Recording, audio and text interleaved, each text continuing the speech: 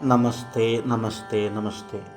ശ്രീ മഹാദേവൻ എല്ലാവരും അനുഗ്രഹിക്കട്ടെ. എല്ലാ ഗുണങ്ങളും ഐശ്വര്യങ്ങളും സമൃദ്ധികളും എല്ലാം ഭഗവാൻ നിങ്ങൾക്ക് നൽകട്ടെ. നമ്മളിന്ന് പറയാൻ പോകുന്നത് കുറച്ച് നക്ഷത്രക്കാർക്ക് അനവധി ബുദ്ധിമുട്ടുകളുള്ള കുറച്ച് നക്ഷത്രക്കാരുണ്ട്.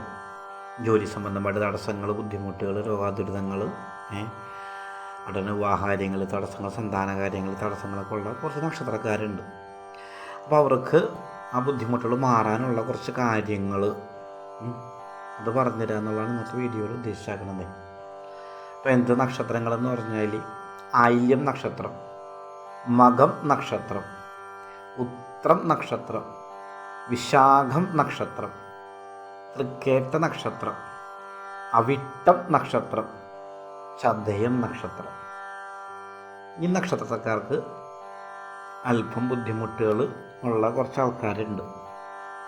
ഒരു 30 വയസ്സിന് ശേഷമുള്ള ആയില്യങ്കാർ, അതുപോലെ തന്നെ മകം നക്ഷത്രം 30 വയസ്സിന് മേലെയുള്ളത്, ഉത്തര നക്ഷത്രം ഒരു 23 വയസ്സ് തുടങ്ങിയുള്ളത്, വിശാഖം നക്ഷത്രം ഒരു 30 വയസ്സ് തുടങ്ങിയുള്ളത്, തൃക്കേട്ട നക്ഷത്രം ഒരു 28 വയസ്സ് തുടങ്ങിയുള്ളത്, അതുപോലെ തന്നെ അവിട്ടം നക്ഷത്രം, ചതയം നക്ഷത്രം അതൊക്കെ ഒരു 25-27 വയസ്സൊക്കെ ഉള്ള ആൾക്കാർ, അവർക്കൊക്കെ അനവധി ബുദ്ധിമുട്ടുകളുണ്ട്.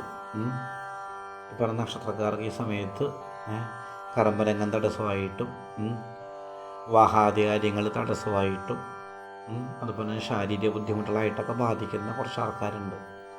അവരുടെ ബുദ്ധിമുട്ടുകൾ മാറണം, അവർക്ക് കിട്ടണം സമൃദ്ധിയും ഐശ്വര്യങ്ങളും ഗുണങ്ങളെല്ലാം.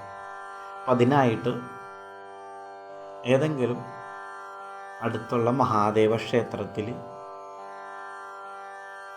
സാധിക്കുന്ന ആൾക്കാരൊക്കെ പോയിട്ട് ഒരു പ്രദോഷ പൂജ കഴിച്ച് പ്രാർത്ഥിക്കുക. ആദ്യം കഴിക്കേണ്ടത് അതാണ്. പ്രദോഷ പൂജ മഹാദേവന് കഴിച്ച് പ്രാർത്ഥിക്കുക ഒരു 3 പ്രാവശ്യം. അതുപോലെ തന്നെ വളരെ അടുത്തുള്ള സുബ്രഹ്മണ്യസ്വാമി ക്ഷേത്രത്തിൽ, എവിടെയെങ്കിലും അടുത്തുള്ള സുബ്രഹ്മണ്യസ്വാമി ക്ഷേത്രത്തിൽ ഒരു 3 പ്രാവശ്യം ത്രിമധുരം വഴിപാട്, അഷ്ടോത്തര മന്ത്രാർച്ചന വഴിപാട് എന്നീ വഴിപാടുകൾ 2 കഴിക്കുക ഒരു 3 പ്രാവശ്യം വീതം.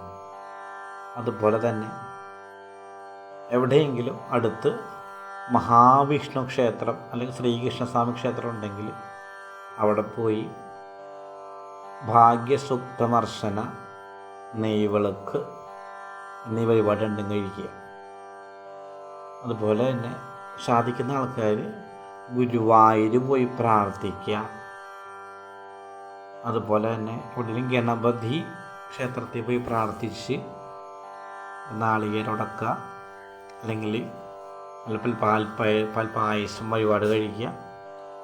അങ്ങനെയൊക്കെ ചെയ്യാൻ സാധിക്കുന്ന ആൾക്കാരുണ്ടെങ്കിൽ അങ്ങനെയൊക്കെ ചെയ്യുക.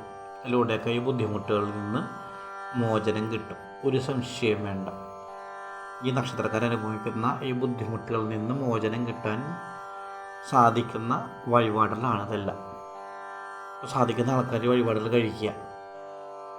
അവരുടെ ബുദ്ധിമുട്ടുകൾ മാറട്ടെ, രോഗാദുരിതങ്ങൾ മാറട്ടെ, സങ്കടങ്ങൾ മാറട്ടെ, ആപത്തുകൾ നീങ്ങട്ടെ, ജോലി തടസ്സങ്ങൾ നീങ്ങട്ടെ, വിവാഹ തടസ്സങ്ങൾ നീങ്ങട്ടെ, സന്താന തടസ്സങ്ങൾ നീങ്ങട്ടെ. ഇങ്ങനെയുള്ള തടസ്സങ്ങളെല്ലാം നീങ്ങി എല്ലാ ഗുണങ്ങളും ഐശ്വര്യങ്ങളും സമൃദ്ധികളെല്ലാം ഈ നക്ഷത്രക്കാർക്ക് വന്നു ചേരട്ടെ. അതിനായിട്ട് ഈ വഴിപാട്ടിൽ കഴിക്കുക. പ്രദോഷ പൂജ എന്തായാലും കഴിക്കണം. അടുത്തുള്ള മഹാദേവ ക്ഷേത്രത്തിൽ പോയി പ്രദോഷ ദിവസം വ്രതം കൊടുത്ത് പ്രാർത്ഥിച്ച് പ്രദോഷ പൂജയിൽ പങ്കുചേരണം. എല്ലാ ദുരിതങ്ങളും ആപത്തുകളും മാറാൻ ഏറ്റവും നല്ലൊരു വഴിപാടാണത്. അതാരും പിന്മാറരുത്.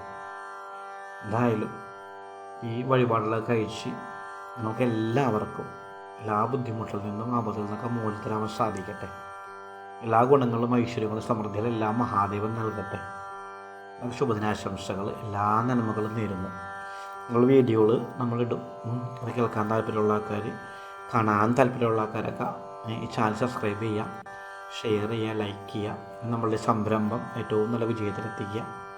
അതിനൊക്കെ മനസ്സുള്ള എല്ലാവർക്കും എല്ലാം സാധിക്കും.